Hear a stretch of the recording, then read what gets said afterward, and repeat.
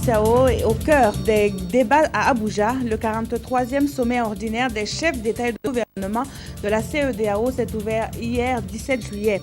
Le président du Faso a pris part à l'ouverture officielle des travaux qui se penchent sur les questions de paix, d'intégration et de développement des pays membres de l'espace communautaire.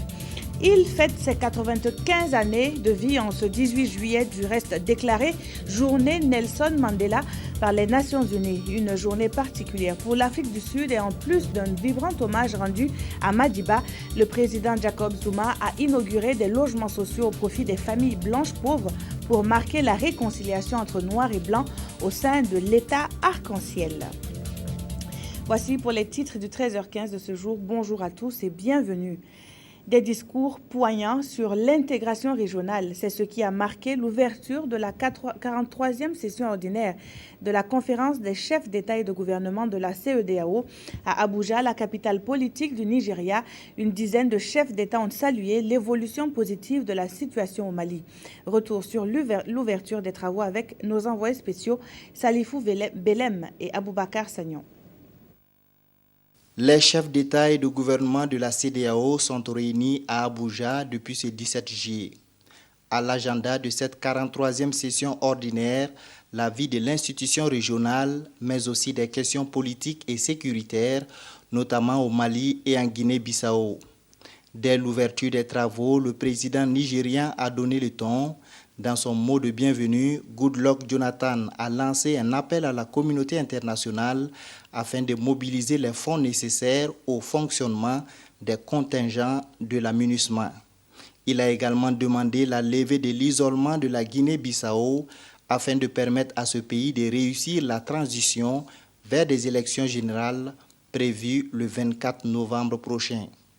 Prononçant le discours d'ouverture, Alassane Dramane Ouattara a rendu un hommage aux soldats tombés au Mali et ailleurs dans la lutte contre le terrorisme. Il a traduit le soutien et la solidarité de la CEDEAO au Niger, frappé par des attentats en mai dernier. Alassane Ouattara a annoncé la création d'une force africaine d'intervention rapide pour faire face à cette nouvelle menace. Tout comme le président ivoirien Kadri Désiré Ouédraogo, président de la commission de la CEDEAO, a traduit sa gratitude au président du Faso Blaise Compaoré pour sa médiation réussie dans la crise malienne. La signature le 18 juin dernier à Ouagadougou de l'accord préliminaire à l'élection présidentielle et au pourparlers de paix inclusif au Mali. Qu'il me soit permis de saluer l'esprit de dépassement dont ont fait montre toutes les parties prenantes maliennes dans la conduite de ce dialogue inclusif et dans l'aboutissement de cet accord historique. La signature de l'accord de Ouagadougou reste le couronnement d'intenses efforts de médiation de tous les partenaires du Mali. Permettez-moi de saisir cette occasion solennelle pour saluer en notre nom à tous le travail acharné qui a été abattu par le médiateur de la CEDEAO pour le Mali, son Excellence Blaise Compaoré, président du Burkina Faso, et le médiateur associé, son Excellence Goodluck Jonathan, président de la République fédérale du Nigeria. Kadri Désiré Ouédraogo a également salué les pourparlers engagés en Guinée-Conakry et au Togo pour la tenue d'élections législatives dans ces deux pays. Selon le président de la Commission, la CEDEAO se porte bien au plan économique avec une prévision de croissance de 7% en 2013. Après la cérémonie d'ouverture, les travaux se sont déroulés à huis clos. Au-delà des questions de paix, de sécurité et de renforcement de la démocratie dans les pays membres, les chefs d'État et de gouvernement vont se pencher également sur les progrès et les défis du processus d'intégration régionale. À Ouagadougou, un droit de regard est donné à la société civile burkinabé sur le Fonds européen de développement. L'Union européenne est en passe de lancer le 11e fonds du genre et a nourri des échanges avec les OSC locales sur les 3 grands domaines d'intervention que sont la gouvernance d'une part, la santé d'autre part et la sécurité alimentaire agricole et en eau. Le point avec Frédéric Etienne Bassenga. La société civile burkinabé, convoquée pour jouer son rôle régalien, le poil à gratter dans la programmation du 11e Fonds européen de développement, FED. Après le lancement intervenu en début juillet, le FED entre dans une phase importante, l'identification du contenu des 3 secteurs de concentration, à savoir la gouvernance, la santé et le 3e, l'agriculture durable, l'eau et la sécurité alimentaire. Il y a un ministre qui disait qu'il avait l'impression que l'Union européenne n'avait pas la fibre culturelle. On a l'impression qu'on parle de tout sauf de la culture et même pas de l'industrie culturelle. Si certains sont déçus par rapport au fait que le secteur dans lequel ils interviennent n'est pas pris en compte, d'autres par contre sont satisfaits. C'est vrai que nous demandons beaucoup de choses en dehors de tout ce qui est présenté, mais vous savez, de plus en plus, il faut vraiment qu'on travaille ensemble, avoir plus d'impact sur ce que nous faisons et que de faire beaucoup d'actions sans pour autant être capable de les évaluer. L'important, c'est d'arriver à créer des changements au niveau des communautés.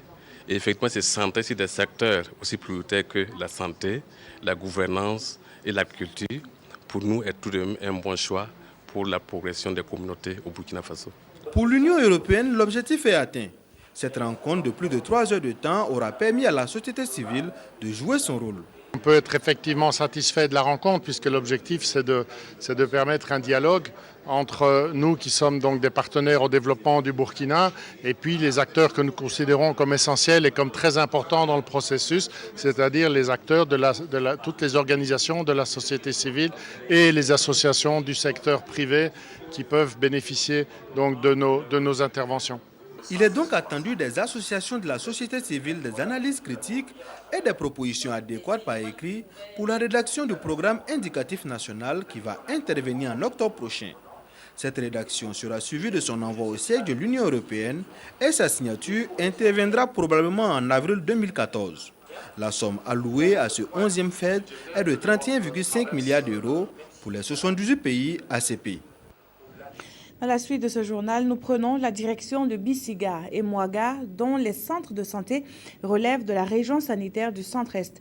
Là, le Fonds des Nations Unies pour la population et ses partenaires sont allés mesurer l'impact d'un cadre d'intervention dénommé IFC. L'idée est de faire collaborer les individus, les familles et les communautés pour une amélioration de la santé maternelle et néonatale. Le reportage est de Sié Sylvestre-Da. Le représentant résident de l'UNFPA, le Fonds des Nations Unies pour la population et sa délégation au Centre de santé et de promotion sociale CSPS de Bissiga dans le district sanitaire de Tenkodogo. Ils sont venus s'enquérir de l'évolution de la mise en œuvre de l'approche IFC, collaborer avec les individus, les familles et les communautés pour améliorer la santé maternelle et néonatale.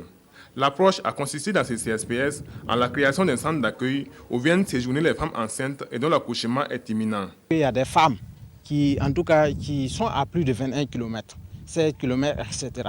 Voilà. S'il y a une première grosse pluie, en tout cas, ces femmes ne peuvent pas accéder au CSPS. Dès qu'il y a un problème, en tout cas, les femmes viennent séjourner ici en attendant leurs accouchements. Après l'accouchement, le 7e jour, s'il n'y a pas de problème, nous, on peut libérer notre femme.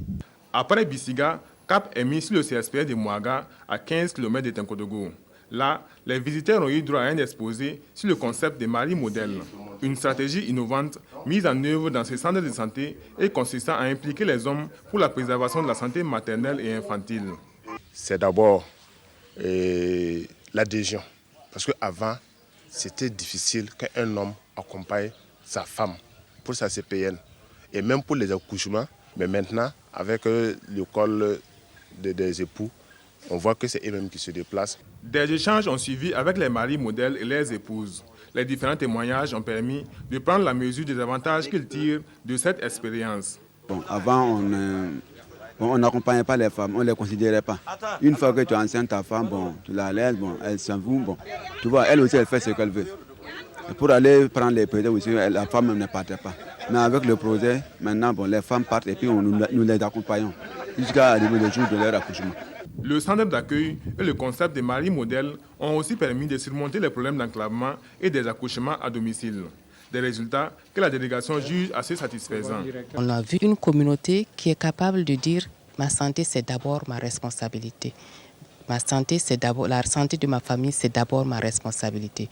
Je crois que nous allons continuer à investir dans ce domaine afin que l'initiative des époux modèles puisse prendre de l'ampleur. Au vu des résultats, cela ne fait l'ombre d'aucun doute que nous allons continuer l'appui à la région pour non seulement renforcer ce qui est déjà réalisé, mais aussi améliorer la couverture parce que nous avions pour objectif de couvrir les 7 districts alors que depuis 2008 jusqu'à 2013, nous n'en sommes qu'à 3. La délégation du représentant de l'UNFPA va poursuivre les jours à venir sa tournée dans la région sanitaire des Cascades. D'autres approches y sont développées avec toujours les mêmes objectifs, lutter efficacement contre la mortalité maternelle et infantile. À présent, une approche nouvelle et stratégique pour une gestion des produits chimiques au Burkina Faso. La SAICM, elle a été lancée par le ministère de l'Environnement et du Développement durable et c'est un projet qui vise à lutter contre les déchets industriels pour préserver la santé des populations. Moussaki et Sié Sylvestre nous en disent plus. Le ministère de l'Environnement et du Développement durable innove dans la gestion des produits chimiques au Burkina Faso. Et c'est là, grâce à ce nouveau projet dénommé Approche stratégique de la gestion internationale des produits chimiques SIACM, lancé à Ouagadougou. Ces représentants des comités interministériels ainsi que les directeurs centraux et déconcentrés seront chargés de la mise en œuvre du projet. Au cours de cette rencontre, ils vont acquérir des rudiments à même de leur permettre de mener à bien cette mission à eux confiée. C'est pour remédier à tout cela que nous avons souhaité, avec l'appui de nos partenaires, l'organisation de cet atelier, pour nous amener à avoir une approche rationnelle et efficiente en matière de gestion de ces produits chimiques dangereux. Donc l'atelier va aboutir donc à l'élaboration d'un plan d'action national qui va permettre aux experts nationaux d'avoir une approche idoine en matière de gestion de ces produits chimiques. Les produits chimiques et les déchets industriels sont de véritables poisons pour l'homme et l'environnement. Et puisque leur gestion est une problématique qui va au-delà du ressort d'un seul État, le programme des Nations Unies pour l'environnement accompagne le ministère en charge de l'environnement dans la mise en œuvre de ces projets. L'apport du programme des Nations Unies pour l'environnement, en même temps que l'organisation sœur l'UNITAR, est d'apporter un appui financier et un appui technique au Burkina Faso pour la mise en œuvre de ce projet qui sans doute aura une incidence remarquable sur le développement au niveau du pays d'un système de gestion des produits chimiques. Ces responsables des différentes structures étatiques devront s'activer pour une meilleure planification des activités du projet de gestion des produits chimiques au plan national. Le projet est prévu pour s'étaler jusqu'en 2020. À Dori, dans le Sahel, des Nigériens, des Maliens et des Burkinabés, tous experts, participent à un atelier sous-régional autour du forage Christine.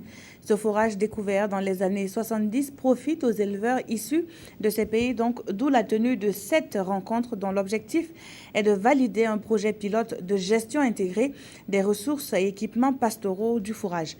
Les précisions dans ce reportage signé Ernest Cambiré. Le forage Christine, objet de cet atelier sous-régional, est une nappe phréatique souterraine découverte en 1971 par un coopérant suisse sur requête du gouvernement burkinabé au lendemain de la sécheresse des années 70.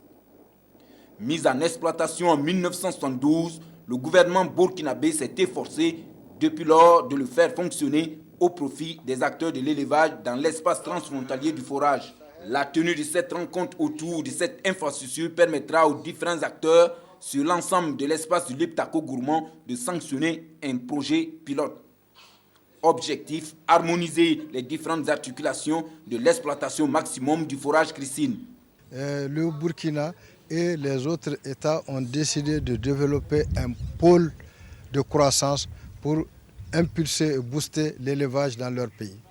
Maintenant, nous venons mettre à la disposition du gouvernement burkinabé les ressources humaines et les moyens que nous avons pour que tout l'espace de l'Iptako gourmand puisse en profiter.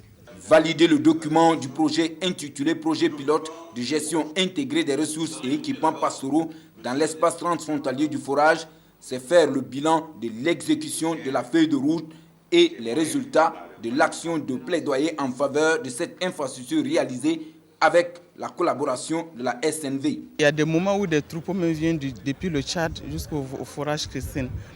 Et donc c'est vraiment un ouvrage stratégique. Nous avons reçu instruction de son Excellence, Monsieur le Premier ministre, de tout mettre en œuvre pour élaborer un projet de gestion intégrée de cet espace-là, qui permet de préserver l'environnement, mais également permettre également une bonne gestion de l'ouvrage. Un aménagement durable des espaces pastoraux pour le développement durable et harmonieux de l'élevage pour nos 3 pays, je pense que est d'une importance capitale pour nous. Nous participons à cet atelier pour ces raisons. Ici, à Dori, les bénéficiaires venus du Burkina, du Mali, du Niger vont tenter de baliser le terrain qui mène à la création d'un pôle de développement autour du forage Christine sous la supervision de l'autorité du Dako Gourmand et du ministère en charge des ressources animales et halieutiques du Burkina. Actualité sportive à présent et honneur aux dames qui ont ouvert le bal des matchs comptants pour les éliminatoires du groupe D, zone Afrique de la Coupe du monde de volleyball. Hier en début de soirée au Palais des Sports de Ouagadougou, les Burkinabés se sont inclinés face au Ghana par 3-7-0. Retour sur le match avec Dabakini. Ce sont les dames qui ont ouvert le bal ce mercredi au Palais des Sports de Ouagadougou. Burkina Faso-Ghana, un match d'ouverture qui a connu la présence du premier responsable du département des sports, des membres de la structure fédérale et de quelques amoureux de la discipline. Dès l'entame de la rencontre, ce sont les Ghanéennes qui se montrent très agressives en assurant les retours, les passes et les attaques. Elles remportent le premier set 25-15 devant des Burkinabés pas très soudés dans le jeu. Le deuxième set ressemble un peu au premier. Les protégés du coach Lassina Traoré manquent encore à l'appel. Les retours sont difficiles, par conséquent, les passes et les attaques prennent le coup. Joséphine Andoy, Dorothée Bloakaï et Martha Bévon n'en demandent pas mieux. Elles multiplient les attaques et remportent le deuxième set par 25-13. Au troisième set, les Burkinabés se réveillent, retrouvent un peu de dynamisme dans le jeu. Elles inquiètent par moments leurs adversaires. Une domination qui sera de courte durée puisque la formation ghanéenne très expérimentée met rapidement fin à cette progression et remporte le set par 25-17. 3-7-0, c'est quand même difficile.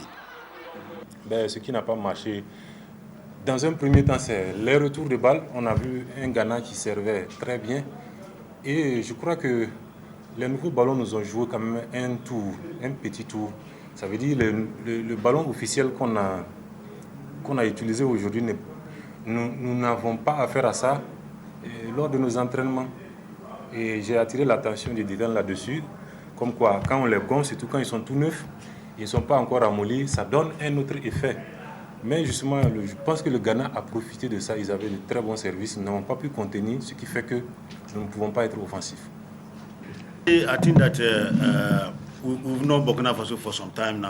C'est vrai que l'équipe de Burkina a de très bonnes joueuses. Seulement, la tactique qu'ils ont mis en place a un peu gêné cette équipe de Burkina. Parce qu'en termes d'attaque et de défense, ils travaillent beaucoup là-dessus. Mais aujourd'hui, ils ont joué beaucoup sur les côtés et ça a beaucoup gêné cette équipe de Burkina. Donc, c'est un peu la tactique qu'ils ont mise en place qui a fait la différence. Sinon, l'équipe de Burkina possède de très bonnes joueuses.